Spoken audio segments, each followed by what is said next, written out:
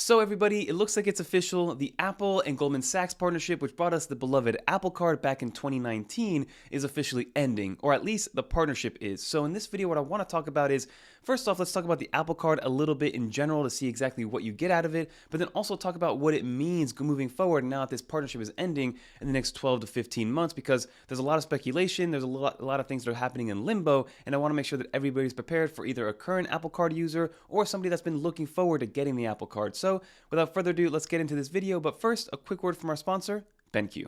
BenQ recently released their Design View monitors, a family of monitors purpose-built with the designer, creator, and Mac user in mind. The PD2706UA, which is their 27-inch variant, comes with everything any designer, creator, or business professional would ever need out of a premium monitor. This monitor provides us with a bright and color-accurate IPS LED 3840 by 2160 true 4K display. One of the best things about the display is that it comes with multiple display modes, but out of the box it comes ready to go with a proprietary M-Book mode, which is a display mode purpose-built for Mac users. The idea is to be as color accurate as possible compared to what Apple gives us out of their MacBooks and Mac displays. This is also a single cable solution, meaning that you need one Thunderbolt cable, which comes provided in the packaging, to get your desk setup up and running. This monitor also supports up to 65 watts of power pass-through to your laptop, which is plenty to make sure that you're always juiced up, and since it is powered by a Thunderbolt, the monitor turns into a USB-C hub of sorts, giving you an extra 2 HDMI 2.0 ports, a display port, an additional 15-watt Thunderbolt out port, a USB Type-B port, and another USB-C port to daisy-chain with multiple monitors. The Design View monitor also comes with a very well-built ergo arm that allows you to move the monitor into any orientation or any viewing angle in one simple and fluid motion. The monitor also has a built-in KVM switch that allows you to connect up to 2 different hosts and easily switch between them with their included G2 puck for easy reachability. The 27-inch designer monitor starts at $849, but if you click the link in the description and use the code listed, 9to5Mac viewers can get 10% off. So for less than $800, this monitor is a must for any designer. Thank you to BenQ for partnering up with 9to5Mac on this video. Again, be sure to click on the link below to support us and BenQ and find out more. And now, back to the video.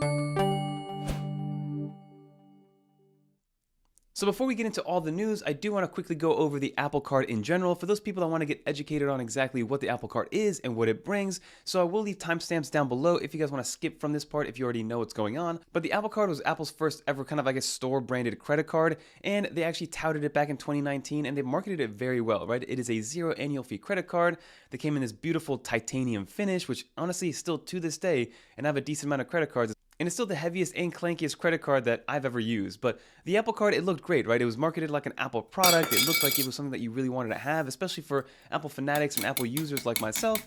It was something that you wanted to get, even though maybe you didn't even think that you needed an Apple credit card for that matter. But basically what you get from the Apple Card is 3% cash back on all Apple-related purchases. That includes all hardware, all software, all streaming services. So let's say you're a user of Apple One, and that's now $37.95, I believe. You get 3% cash back every single month for using that. If you want to buy yourself a laptop for $1,000, you get 3% cash back, and that goes directly into your daily cash that can be used instantly because they do give you that daily cash back on a daily basis, which is something unique to credit cards in general.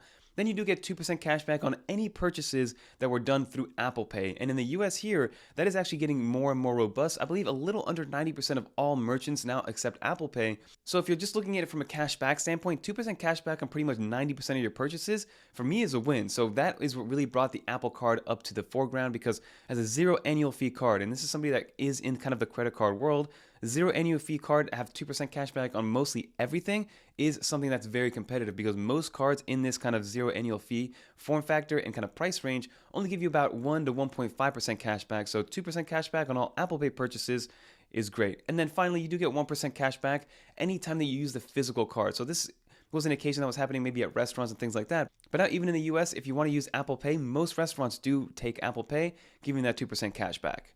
And then Apple does have some other partners like Panera and Nike, and there's always a rotating list of merchants that are giving you even more cash back, which I've seen up to 6%, but most of those like Nike and all those other ones stay at 3%, but that's still very high if you're somebody that uses those types of merchants. And then also Apple has been adding a lot more functionality to the Wallet app in conjunction with the Apple Card. So for instance, this past year we got 2 new things. We got the new Apple Savings Account, which is only for Apple Card users, which gives you, I believe, 4.15 to 4.3% APY on your money on a monthly basis, which is absolutely amazing. There are some other ones like the SoFi account, which I personally use, which gives you 4.6% APY on your savings account. But if you're somebody in the Apple ecosystem and you want to set it and forget it and you want to keep it in the actual Wallet app, that savings account was absolutely amazing. Then they added that new feature, which is the buy now, pay later, which allows you to buy purchases between, I believe, $10 and $1,000. It might be $100 and $1,000. But basically what it does is you purchase something with that buy now, pay later, and it breaks it down into 2 to, I believe, 4 different payments over a 6-week span to let you actually pay that off over time. I'm not a big believer in these like short-term loans, even though there is no fee, there is no financing fee, and there is no hit on your credit if you do pay them on time and in full. But I'm just not somebody that likes to get into debt for no reason. In my opinion, buy something that you can only afford. If you can't afford it, then wait till you can afford it. And now this credit card does have 0 fees across the board. So 0 foreign fees, 0 late fees. Like, this is one of those credit cards that pretty much is very easy to use. And one of the most beautiful things about this credit card is the UI, right? The app UI in the wallet app. It's an Apple product, so it's going to be made to be extremely user friendly, and it's going to be made to actually educate you on how to pay off a credit card, because most credit card companies prey on people that want to make the minimum payment. Yes, you're making payments on time, but if you're making the minimum $40 payment and you owe $500, that interest rate starts to kick in at 29 to 35% now, which is how you get into a big hole with these credit card companies. But Apple, with their UI, really taught you of, hey, this is how much it's going to cost you to make the minimum payment, and this is what it's going to mean moving forward if you make half of your payment, if you make your payment in full. So it lets you know the consequence of not paying it all in full, and also gives you like a rewarding factor every single time you use that little spin wheel to actually get that done and pay it off on time. So that is a quick little rundown on the Apple Card, which to me is a great 0-fee annual card, especially if you're in the Apple ecosystem. And we've seen people with this credit score as low as 590 actually getting approved for this credit card. But that is actually what got us in this pickle to begin with. Now let's get into the news. So you might have seen over the last few months that Goldman Sachs has been reporting billion-dollar losses with this partnership since it started back in 2019. And I had to personally dig in a little bit to figure out why they're losing so much money, right? And that is due to a few factors. One of the main factors is that there's a higher default rate on the actual Apple credit card compared to the national average. So most credit cards, between 3 to 5% of users actually default on that card, which means they actually cannot make the payments anymore, and they pretty much just leave it as it is, and that is the debt that they're going to carry. And with the Apple card, for some reason, it's kind of teetering almost at 10%. Why that is exactly, we're not 100% sure. I personally think, and I'm just speculating, maybe it's somebody that is in that lower credit score. They get an Apple card with a $2,000 limit. They go out, they get a new Mac laptop, and then they just decide like, hey, I don't want to pay for it. I got a brand new laptop, and I'm good to go. I think that's what's kind of leading to this. And when you add this up over millions of users, yes, it's going to lead to a big time loss. But then the way that these credit card companies actually make their money, like I mentioned earlier, is based on interest rates. So yes, you make your minimum payment, you make it on time, it looks good on your credit report, but then that interest starts to build up over time.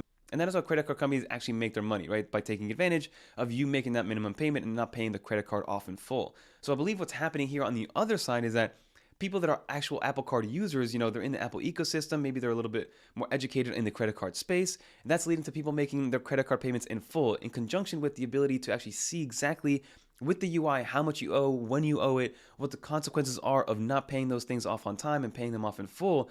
People are kind of now educating themselves like, oh wow, this little click wheel is showing me exactly what's going on. Let me pay off my credit card in full because I'm capable of paying it off in full, which means there's no interest rate being accumulated, which means the credit card company Goldman Sachs is not making money. So that is just my speculative thoughts on what's going on as to why Goldman Sachs is losing so much money on this partnership. So the writing was on the wall for this partnership to kind of go away or to dissolve, and Apple actually recently sent a proposal to Goldman Sachs to exit from the contract in the next 12 to 15 months. So if you're a current Apple Card user, nothing's going to change as of right now. It's going to take a little while to dissolve the partnership overall because Apple's going to need to go out and find a new partner to get this going. Now, there's a lot of speculation as to what's going on, what's going to happen in the Apple Card. Will somebody else take it? Will Apple find a new partner? Will Apple just completely disregard the Apple Card and completely cancel it? I think the cancellation part is probably out the window because Apple's invested a lot of time and money into making the Apple Card a very user-friendly experience and making it kind of a net positive overall and teaching people how to use an Apple credit card just by kind of creating that behavior inside the wallet app. So right now, one of the biggest rumors of a new issuer kind of taking over is American Express. So it looks like Apple is going to partner with American Express. Still speculation, but again, Goldman Sachs actually wants to offload everything to American Express. American Express also expressed some of their own concerns when it comes to kind of partnering with Apple. For instance, there are several aspects of the program that they do not like, especially its loss rates, which I was mentioning earlier, which was the defaulting of the credit cards. But there's also another company by the name of Synchrony Financial, which is one of the bidders from the original Apple Card bidding program back in 2019, which they ultimately lost to Goldman Sachs. But Synchrony is known for their kind of department store credit card. So if you've been to a Macy's or a JCPenney or even something like PayPal and Amazon, they're the issuing bank for those credit cards, for those branded credit cards. So that could actually be a nice little partnership because they're so used to using these kind of branded credit cards already and what it entails and kind of seeing that default rate. And they're used to approving people with much lower credit scores already, which is what Apple was doing with Goldman Sachs. So maybe they're a little bit more equipped and prepared to take over this partnership. But Amex is also known to have things like their Hilton Aspire card and their Marriott cards and their hotel branded cards and also their airline cards. So they're no stranger to the branded credit card game as well. So the last piece I do want to bring up is, should you still get the Apple Card? Should you apply for it if you're in the market for one? So if you're in the market for one, like I mentioned earlier, I do not think that the cancellation of the Apple Card will be coming due to the fact that Apple spent so much money, time, and resources in getting this thing off the ground and also innovating as time went on. So if you're still looking to get an Apple Card, go ahead, definitely apply for it because again, 0 annual fee card, there's no real negative to having it, 2% cash back on all Apple Pay purchases, 3% cash back on all Apple related products, and then also those 3% merchants is all a big win for a 0 annual fee card. So let me know in the comment down below what you think about all this stuff that's going on. Do you think the Apple Card is going to be canceled? Are you an Apple Card user and worried about going to Amex or going to Synchrony? Those are all things that we're going to see as time kind of goes on and things start to unfold with the Apple Card. But at the end of the day, Apple Card is still a great product overall, especially in the credit card space. It's unfortunate that Goldman Sachs could not keep up with kind of being able to supply and being able to support all the different users. But that's going to do it. If you made it to the end of the video, put a little dolphin in the comments down below so I know you made it to the end. And if you guys want to watch some more iOS, iPadOS, or macOS videos, click on one of these videos right here. And until next time, I'm Fernando. Definitely check out channel sponsor BenQ that makes some awesome monitors. But until next time, peace.